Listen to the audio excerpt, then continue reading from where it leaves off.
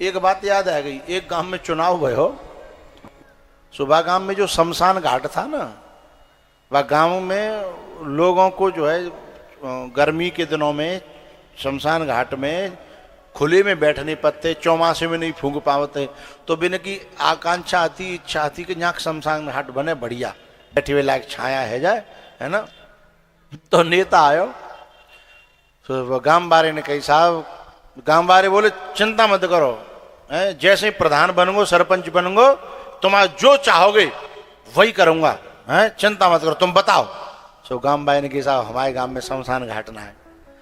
सो वो भाषण के लिए ठाड़ो भयो नेता, बोले पूरे जितने गांव वाले हैं सब सुन लें, चिंता न करें, यदि आपने जिता दिया मुझे और मैं प्रधान बन्यो, ऐसो शमशान घाट बनाऊंगा कि पूरे गांव में एक संग फूंक दो। गांव वाले बोले भैया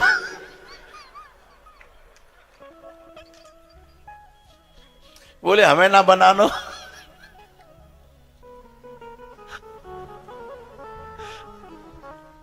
तो इन बेचारों को ये होश भी नहीं होता कि हमें क्या कहना है और क्या नहीं कहना है। बात में आंधळे हो जाते हैं, है ना, शुरुआत में। लेकिन जैसे ही पद पे बैठे, फिर तुम अपना कागज लेके आओ, सोचे कहाँ से आए साहब, ये भूल जाता कि यहाँ वोट मांगे भी गए खाओ, फिर नहीं बोलते कहाँ से आए, अच्छा तुम फलानी जगह था, अच्छा अच्छा अच्छा चलो बैठो आप देखते हैं। और बाद में पाँव छीरो का है आपका जुझारू, कर्मठ, सक्रिय सेवक है, नेता नहीं आपका बेटा, नेता नहीं आपका। आज यूं पूछ रहा कहाँ से आए हैं। तो ये जीव इतनी जल्दी भूल जाता है कि जैसे ही सुग्रीव राजा बन्यो, हाँ बादनाते राम जी वहीं अते ऋषिमुख पर्वत पे हैं, एक उदना नहीं गयो। और हनुमान जी जाए कहे का याद दिलावे के लिए, जिनकी कृपा से जिस सब मिले उन्हें दर्शन तो कर आओ। क्या करें, समय नहीं मिल रहा, इतने बिजी हो गए हैं और भगवान आपने तो बिजी करवाए हैं, आपने तो ये पद पे बैठा रहे हो, अब ले लांछन और लगा दो उल्टो हनुमान जी को हैं। हनुमान जी बोले कि सुनो, ज्यादा ज्यादा मद में अंधे मत बनो, जो देना जानता है हाँ वो लेना भी जानता है, इसलिए ज्यादा मद में अंधे मत बनो। जिसने दिया है उसको तो मत भूलो, हैं। राम जी ने जब देखा कि अच्छा मेरे संत की बात भी नहीं सुन रहा, हनुमान की बात नहीं सुन रहा, तो जो संतों की वाणी का आदर नहीं करता, फिर भगवान उस पर बाण उठाता है। वाणी की समझ में ना आ रही ना, तो फिर बाण, लक्ष्मण जरा लाना उस बाण को जिससे मैंने बाली मारा था। लक्ष्मण जी बोले का है गो, ऐसा सुग्रीव देखेंगे है, जाए मेरे राजपाट दो, राजा बनायो, मत डोलो, भूखो प्यासो, गुफन में कंद्रन में पहाड़न पे मर रहो तो है, और मैंने नेक दिन राजा बना दो, अब जाए मेरे दर्शन कोई टाइम ना है, लावा बाणे। लक्ष्मण जी बड़े खुश हुए, बोले आज भगवान ने क्रोध पहली बार आयो है। तो भगवान लक्ष्मण जी बोले आप तो केवल क्रोध करो और आदेश करो, इन छोटे मोटे काम के लिए तो हम बहुत दिना ते हाथ फरेरे भय ना का ऊपर चले ना धनुष वाड़ा हमारे हैं, ज्यादा दिना आर्मी के हथियार न चले हैं तो बिना जंग आ जाती है। अच्छा इनकी जो आर्मी की जो वो रहती हैं, जो गन रहती हैं, वे चलें चाहे न चलें तो भी उन्हें साफ करना पड़ता है। एक बार हम वहां थे बीकानेर में जंगल था, और उसमें जो है दही तड़ापड़ है रही, और हम टहलवे गए, गाड़ी में से उतर के नहीं जंगल में घुसे, तो हमने कि यहाँ तो कोई युद्ध है रो भाई, है तो बंदूक चल नहीं दे। तो उधर एक सिपाही खड़ा था पहले ही, बोले अंदर नहीं जाना। मैंने क्यों? बोले हम लोग जो है युद्ध नहीं होए तो भी 6 महीना में या साल भर में या 2 साल है, हाँ है, तो मैंने इतनी गोली बेकार खराब कर देता। बोले ना अब ही बेकार लग रही है, जब युद्ध चलता हो ना उस समय जो हाथ सफाई है जाते तब काम आती है, ये बेकार गोलियां नहीं है, नहीं तो जंग आ जाती है हाथों में भी है, इसलिए चलना जरूरी है। तो लक्ष्मण जी बोले मेरे हाथ बहुत दिनाते जो है कुल बुला रहे हैं, मुझे आदेश दे दो। तो लक्ष्मण जी गए हैं। कहने का मेरा भाव यहां ये है कि पावा राज कोसपुर नारी सुग्रीवहु, यहां एक शब्द है, सुग्रीव नहीं, सुग्रीवहु, इसमें भी शब्द है, भी है कि और कोई भूले तो भूले, और कोई भूले तो भूले, जिसकी जिंदगी मेरी दी हुई है, जिसका जीवन, जिसकी सांसें हैं, जिसका घर, जिसकी पत्नी है, जिसका राज है, और जो जितना था नहीं पहले कोई राजा थोड़ा ही था, जिंदगी भी दी हुई है, संपत्ति भी दी हुई है, राजपद भी दिया हुआ, जिसका वो उसकी इतनी औकात नहीं है। उसके बाद सुग्रीवहु सुध मोर विसारी है। कोई ऐसा होता होगा जाने भैया मैंने कहा दयो ही ना, तुम यो कोई एहसान नहीं है, वो बुला दे तो कोई बात नहीं, लेकिन सुग्रीवहु सुध मोर विसारी, तो ऐसा ये जीव का स्वभाव है। इस बात को वशिष्ठ जी जानते थे, इसलिए उन्होंने बुला करके श्रृंगी ऋषि को यज्ञ कराया, और यज्ञ करा करके जब उसमें से अग्निदेव प्रकट हुए, उन्होंने प्रसाद दिया और तीनों रानियों में बांटा गया। तीनों रानियों के गर्भ में परमात्मा, एक बात कहनी है यहां, गावन में एक कहावत है कि सवर के सवाए होते हैं, कहीं कहीं ऐसे कहते हैं और कहीं कहीं कहते हैं कि सबर का फल मीठा होता है ना, सबर के सवाई के मीठा कह लो। तो वशिष्ठ जी ने कहा कि दशरथ जी तुम्हारा चौथोपन आएगो है, और भगवान आए नहीं, तुमने धीरज धारण किया, तुमने सबर किया, चिंता न करो।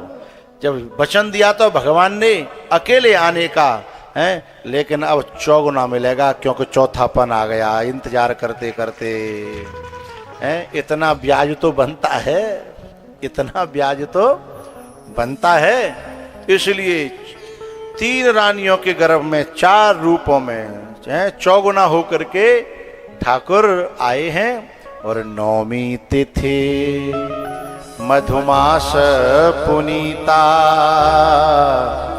शुक्ल पक्ष अभिजित हरि प्रीता, शुक्ल पक्ष अभिजित हरि प्रीता, नौमी तिथि।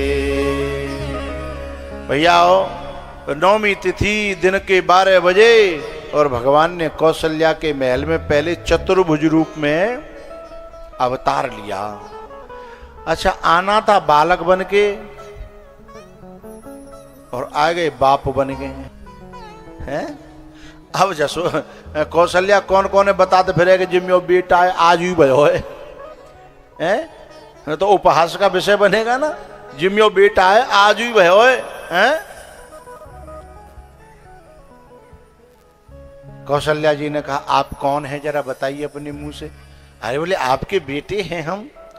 बोले ऐसो बेटा हो तो है, बाप बाप की तरह लग रहा है, कम से कम बेटा है तो बेटे की तरह लगना तो चाहिए है, बेटे की तरह लग ही नहीं रहे। महाराज जी आए हैं और हमें दर्शन नहीं हो रहे, ऐसी जगह बैठ गए हैं, ऐसे आए भी तो का फायदा है। हाँ,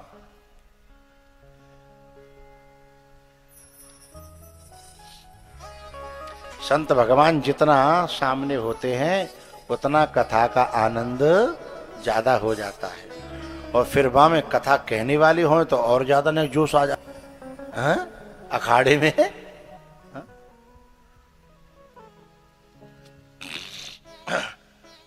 तो बात चल रही है,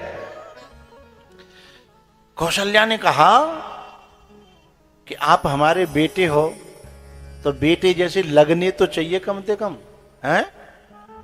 अब जैसे जी अभी यहाँ इनके समधी आए हैं, इनके समधी और नए नए समधी है तो न बन ठन के आए तो अच्छे लग रहे हैं, और आते माते वो काट के हैं, सरसों काट के और बिनी कपड़नते चले आवते हैं, तो कम से कम समझी हो तो समझी सी लगो तो सही है।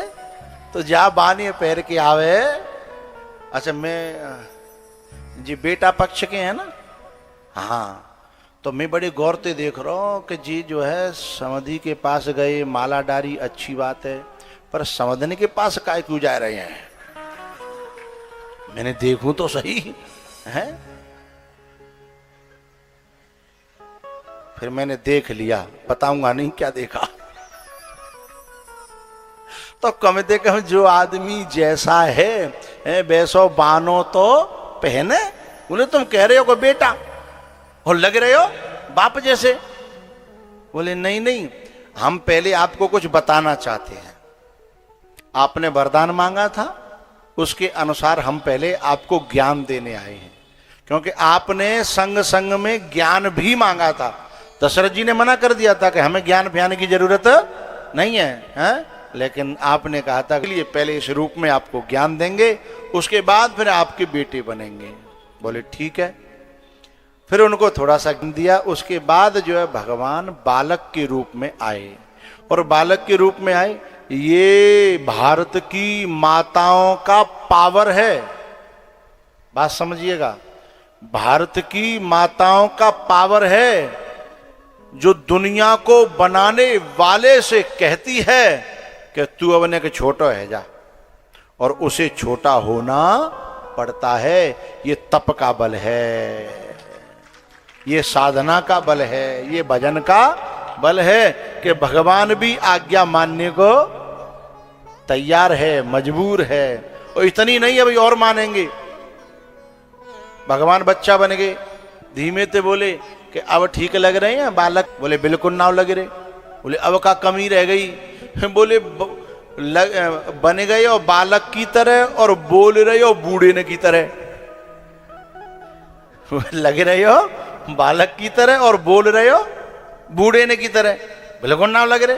बोले तो लगवे के लिए क्या करना पड़ेगा? बोले बच्चा बोलता नहीं है 6-6 महीना तक। कितने महीना में बोलता है? 2 साल में, 1 साल में है। हाँ, जिनके बच्चे हैं वे अनुभवी हैं। किसी का 1 साल में बोलता है, किसी का 6 महीना में तो नहीं बोल पाता होगा है? अच्छी तरह तो 2 साल में बोल पाता होगा, है ना? हाँ, तो कौशल्या कह रही है कि बच्चा बोलता नहीं है होते ही। बोले क्या करता है? रोता है। भगवान बोले कि रोने के लिए कोई परेशानी चाहिए तो मुझे तो कोई परेशानी, क्योंकि मैं तो सच्चिदानंद स्वरूप हूं, मुझे तो कोई परेशानी नहीं है।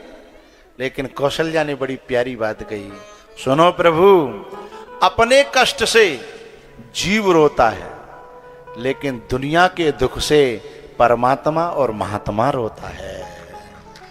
निज सुख सुख पर दुख दुख, सुख सुख देखे पर। जब जयंत पर परेशानी आई थी ना, तो नारद जी पिघल गए। तो नारद देखा बिकल जयंता और लागी दया कोमल चित संता। तब कहा कि संत हृदय नवनीत समाना, और कहा कविन पर कहे न जाना। बोले संत का जो हृदय होता है, परमात्मा और महात्मा का जो हृदय होता है, माखन की तरह होता है। बोले माखन में ऐसी क्या खासियत है भाई कि माखन की तरह होता है? माखन, बोले माखन से भी और ज्यादा उच्च कोटि का होता है संत का मन। बोले और ज्यादा उच्च कोटि का? बोले हाँ, माखन तब पिघलेगा जब माखन पे गर्मी पड़ेगी, और संत का हृदय तब भी पिघल जाएगा जब सेवकों पर जब गर्मी पड़ेगी। खुद पे जरूरी नहीं, खुद के सेवकों पर भी यदि गर्मी पड़ जाए तो वहीं संत पिघल जाता है। इसलिए माखन से भी ऊपर वह संत का हृदय होता है, परमात्मा और महात्मा का हृदय होता है।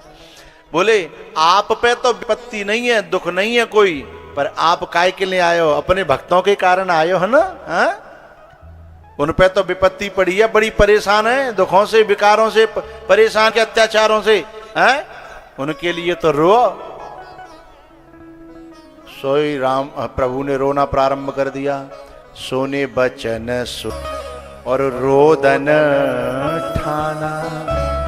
एरी मैया, तुम्हारे अनुभव की एक बात है क्या, कि जब तक बालक जो है बोलना नहीं सीखता तब तक कोशिश करती है न क बोले, और ज्यादा ना वो पहली बार बोलते हो ना, चाहे पापा कह दे, चाहे अम्मा कह दे, जो कुछ कह दे, उल्टो सूदो, भाई इतना बड़ी खुश होती है माता, आज मैं लल्लू बोलो, आज मैं बेटा बोलो।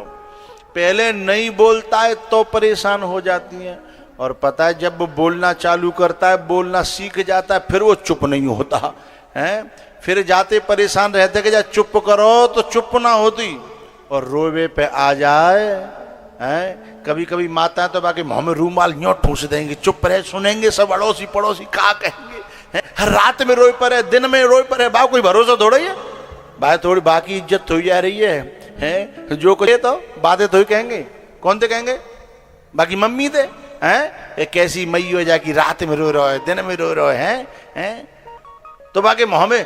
अच्छा कभी कभी कोई बालक इतना जिद्दी लो होता है कि जितना चुप करो, बस ऐसा ही राम जी ने किया। इसमें एक शब्द छुपा है, समझिएगा, सुने बचन सुजाना, रोए नहीं, रोदन ठाना। जा रहे रोई जा रहे, रोई जा रहे। कौशल्या बोली अब तो चुप है जा। बोले तुमने शुरू क्यों कराए? अरे बोले रोना, रोने की एक लिमिट होती है, अब बहुत है। लेकिन भगवान ने एक बड़ी प्यारी बात कही, सुनो, जीव का हर काम अधूरा होता, जीव का हर काम अधूरा होता है, और ब्रह्म होता है अधूरा। ओम पूर्णमदः पूर्णमिदं पूर्णात्। हम रोएंगे भी तो पूरा ही रोएंगे, अब अधूरा है। कौशल्या बड़ी परेशान है कि हमने भली कही रोवे की है, अब जो बोले जी रोवे कब तक चलेगा? तब भगवान कहते हैं कि मुझे अपने हिस्से का भी रोना है, और मेरे जो आश्रित हैं और उनका भी रोना तो मुझे ही रोना है, इसीलिए तो आया हूं, उनका भी रोना मुझे ही रोना है। सुने बचन सुजाना और रोदन ठाना, होय बालक सुरभूपा, भय प्रगट कृपाला, दीन दयाल कौशल्या हित का। बोलो रामचंद्र भगवान की जय। आज यहाँ हमारे बच्चों ने जो है ना ये टांगे हैं आम के पत्ते के बना करके, जिन्हें मालूम पड़ गई होगी आज तो राम जी आ ही जाएंगे, अंदाज लगा लो होगा, तो आज उनके हिसाब से राम जी का अवतार हुआ, भगवान जो है प्रकट भये हैं। अब एक भजन हम जो है भगवान के प्रकट है वे को बधाई के रूप में नाचवे काजे झूमबे के लिए गाएंगे। प्रगटे हैं चारों भैया, प्रगटे हैं चारों भैया, अवध में बाजे बधैया।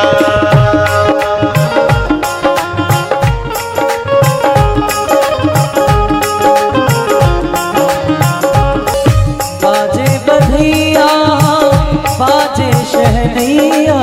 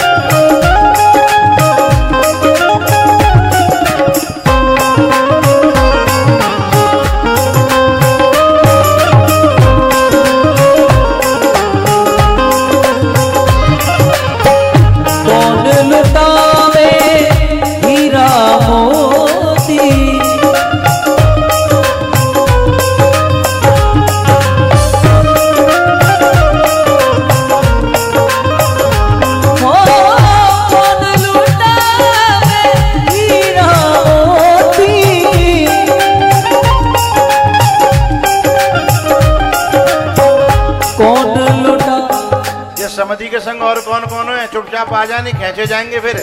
हरि बोल। कौन लुटावे रुपया अवध में। एक मिनट, जितने कार्यकर्ता कलश यात्रा में नाच रे का है बेवजह समय आ जाओ करें ऐसे समय पे। हरि बोल। हो कौन लुटावे रुपया अवध में बाजे बधैया।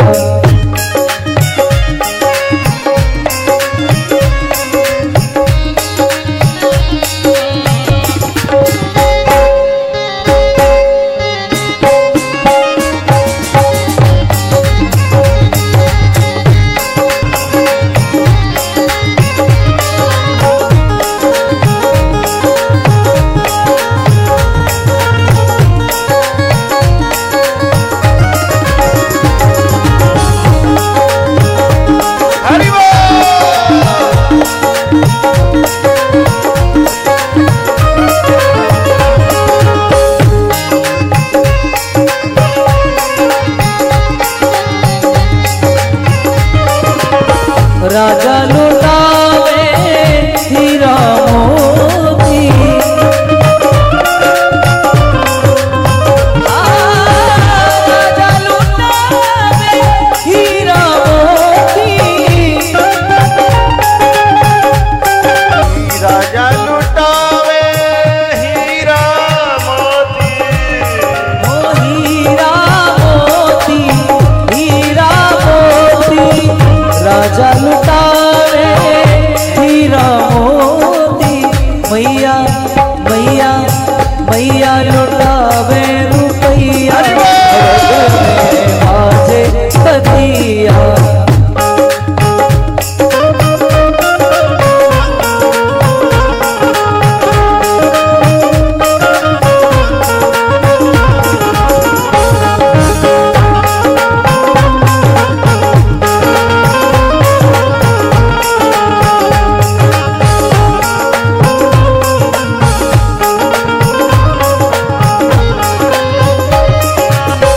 ताल मृदंग ढोल ढप बाजे।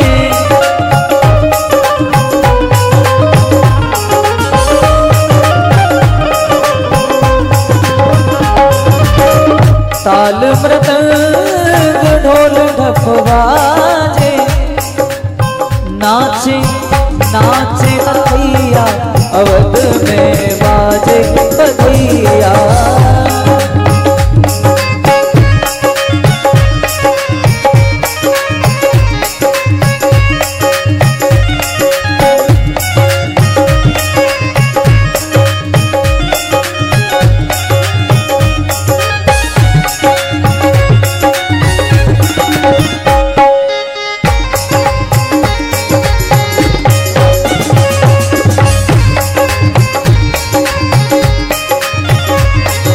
प्रगटे हैं चारों भैया अवध में बाजे बधिया।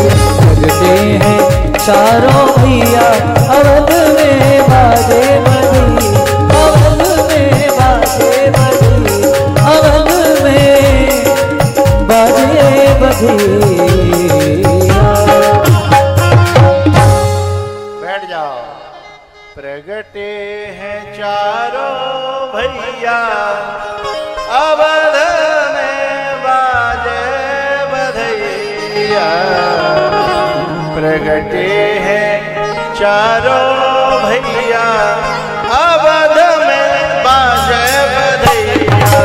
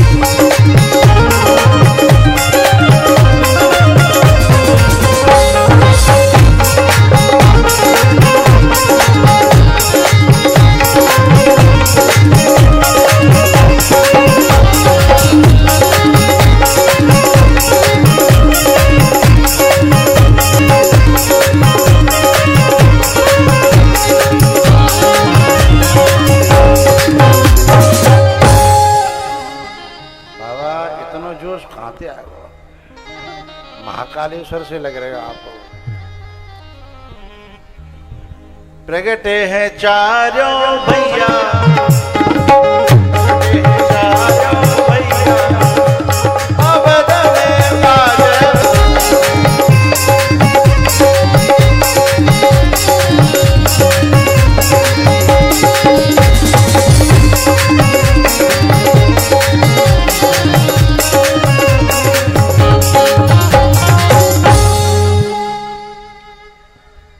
टोपी भाइयों, आज जोड़ीदार मिले हैं। प्रगटे हैं चारों भैया,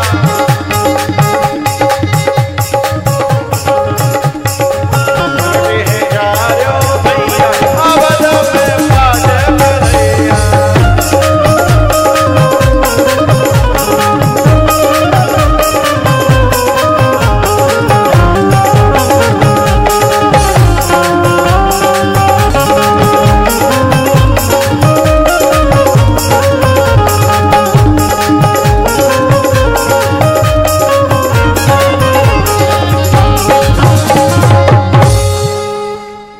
तालियां बजाइए साहब, और जोट बनी है जोरदार।